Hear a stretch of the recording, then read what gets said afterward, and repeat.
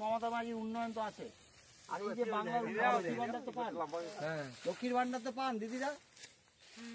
এবার লক্ষ্মীর ভান্ডার দিচ্ছে আমার যে মায়েদের, বোনদের, তারপরে আমার পড়াশোনার বোনের কন্যাশ্রী, বোনের বিয়ে হলে রূপশ্রী দিচ্ছে। তো বাংলার সরকার মমতা ব্যানার্জি উন্নয়ন সব দিয়ে করছে, কিন্তু দেখা যায় অনেক ক্ষেত্রেই বিজেপি এর আগে এমএলএ হলো মাদারিহাটে, 8 বছরের উপরে ছিল এমএলএ, কি বেটালেন দাদা? কিন্তু আমার আগে পাইছি কোনো উন্নয়ন পাই নাই। কিন্তু এইবার আমাদের এই সুযোগটা আমাদের করতে হবে। এই সুযোগটা কে দিবে? আপনারা।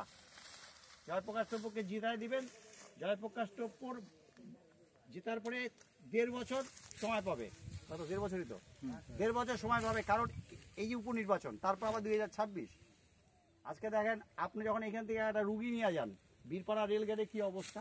হ্যাঁ, রেলগেটটা কার? রেল দিল্লির সরকারের, বিজেপি সেন্ট্রাল গভর্নমেন্ট। কিন্তু ওরা কিন্তু বলে, করে না।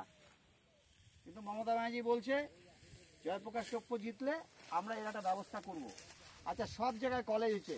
মমতা ব্যানার্জি যে 2011 সালে আসছে, অনেক কলেজ হয়ে গেছে। আমার বোনটা কিন্তু বাড়ির সামনেই পড়তে পারে। আজকে বীরপাড়া কলেজ আছে, ফলাকাটা আছে, মাদারিহাট কিন্তু নাই।